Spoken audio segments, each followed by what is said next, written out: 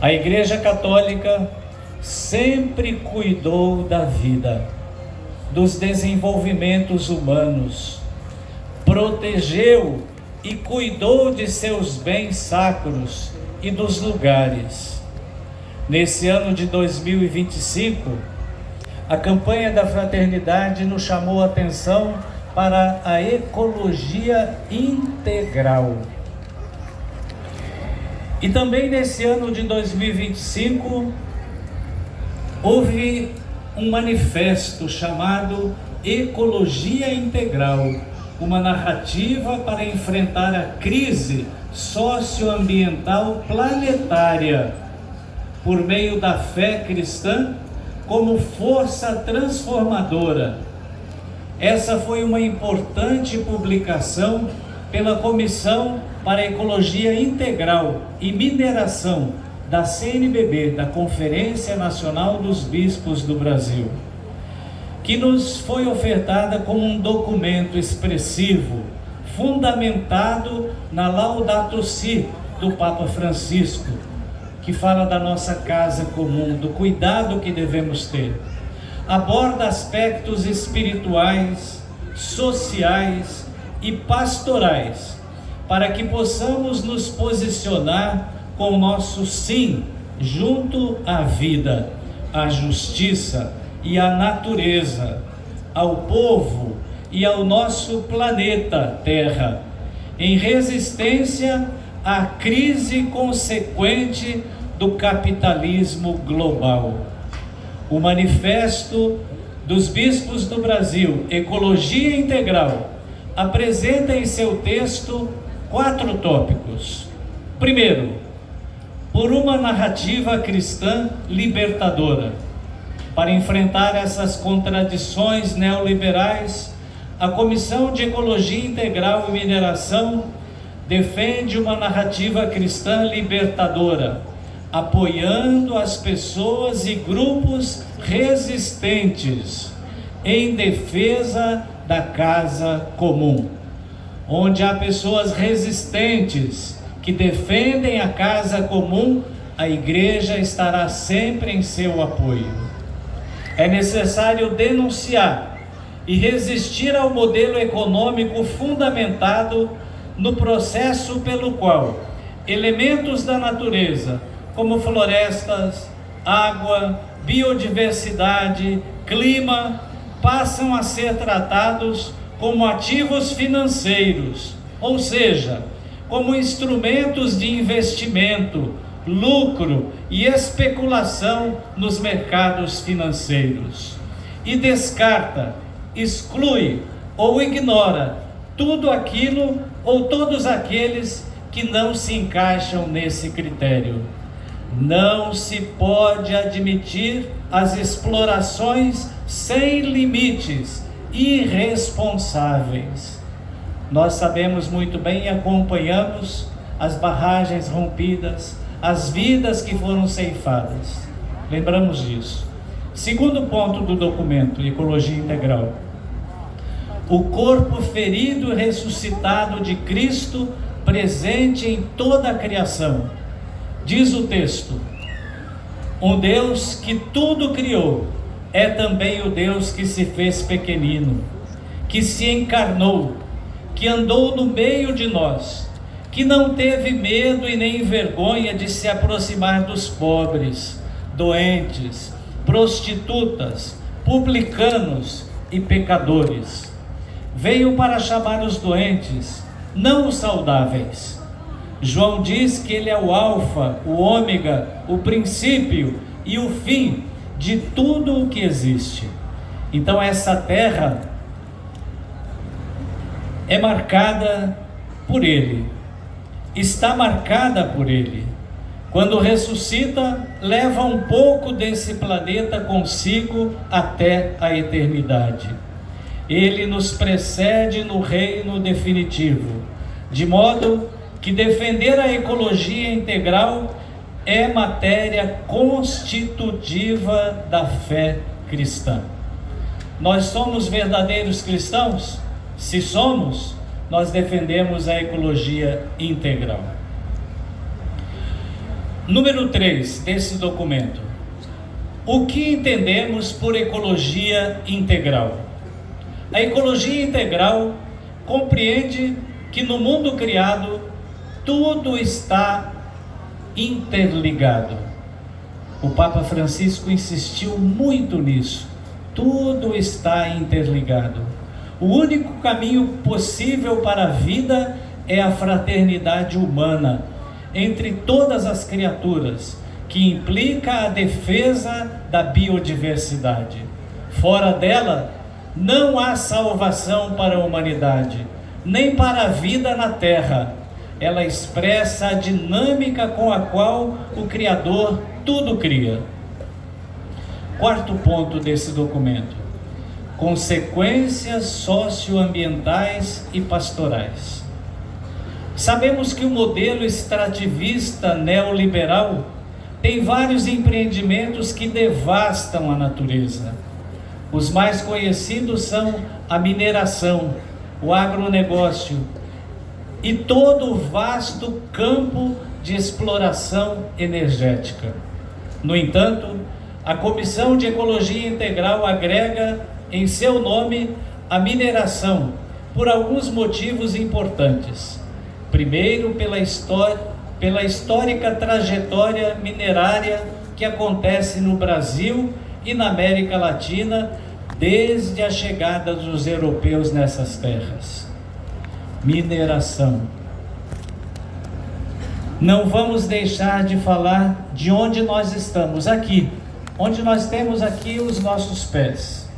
Nosso lugar Pantanal Capixaba, que é território patrimônio, ameaçado por desterritorialização e transformações irreversíveis da natureza com a instalação de um porto. São muitos os riscos e consequências desconsideradas em relação à implantação de infraestrutura portuária em andamento. Primeiro, as comunidades tradicionais, quilombolas e pescadores, vizinhos que integram o delta do rio Itabapuana, totalmente fragilizados com perdas de subsistências, lugares, memórias e identidades. Segundo, impactos em sítio arqueológico existente e sambaquis.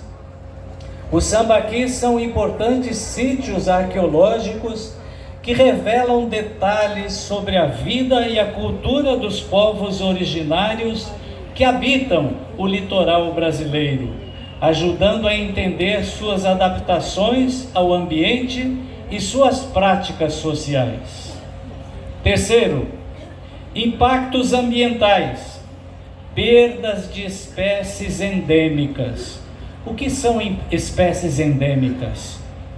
São as espécies nativas, restritas a determinada região geográfica, ou seja, ocorrem exclusivamente em certa região. Nós temos aqui alguns que só existem aqui. Quarto, clausura da edificação da Igreja Nossa Senhora das Neves e impactos no seu entorno imediato, como um aterro. Vai ser feito um grande aterro aqui. O nosso santuário vai ficar abaixo desse aterro. Ainda não nos foi apresentado o projeto de macrodenagem. Nós somos parte. Nós somos igreja, nós temos aqui um santuário de séculos, nós ainda não fomos chamados. Quinto, intervenções e alterações nos cursos de canais fluviais executados pelos jesuítas naquele tempo.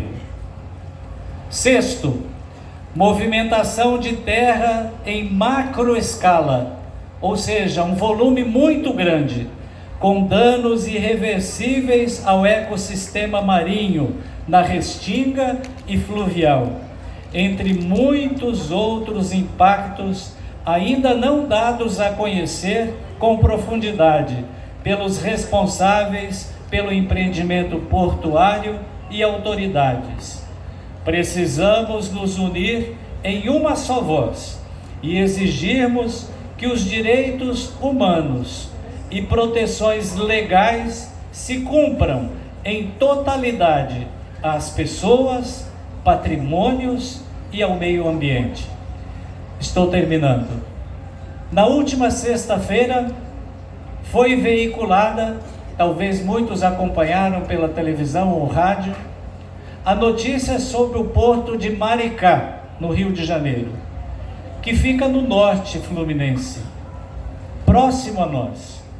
Esse porto foi considerado inviável, sem autorização para implantação, em relatório do INEA, Instituto Estadual do Meio Ambiente, com proibição da supressão das espécies ameaçadas de extinção, nos aspectos da flora e da fauna.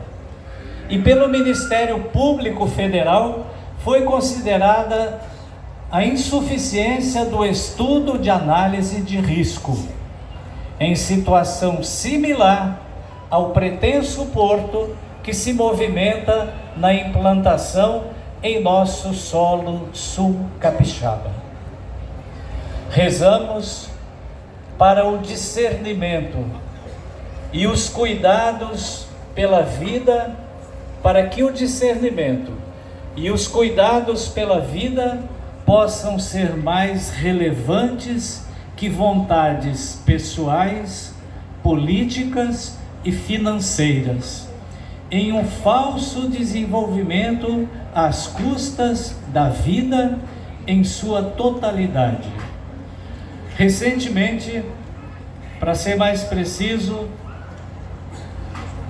no mês passado, a Conferência dos Bispos lançou um manifesto, um documento muito forte, por causa de um projeto que passou na Câmara e no Senado Federal, aquele chamado licenciamento, esqueci o nome que se deu. PL da devastação. PL da devastação, que vale tudo. Como um ministro propôs há um tempo atrás, passar toda a boiada, significa liberar tudo, sem consultar as populações, devastando áreas e terras. A CNBB fez um manifesto muito forte, que quando falamos da CNBB, são os 480 bispos que estão no Brasil, que sofrem em todos os seus territórios, ou em quase todos, os efeitos das devastações. E nós sabemos e estamos presenciando o que isso significa para a nossa casa comum, para a natureza, para o nosso clima. Nós estamos vivenciando isso. Então a CNBB lança esse manifesto muito forte e dizendo um basta nessa ruptura que tem sido feita com a natureza, por causa de ganância, por causa de ambição. Então a igreja quer dizer nesse momento aqui, nessa celebração de Nossa Senhora das Neves, nós, junto com os outros que resistem, resistiremos. Não é possível fazer um grande projeto com tantos impactos sociais, ambientais, sem que o povo seja devidamente consultado, sem que as partes sejam envolvidas. Deixamos aqui então a nossa oração e rezamos nessa celebração, para que o discernimento e os cuidados pela vida possam ser mais relevantes que vontades pessoais, políticas e financeiras, em um falso desenvolvimento às custas da vida em sua totalidade. Louvado seja nosso Senhor Jesus Cristo. Para sempre seja louvado.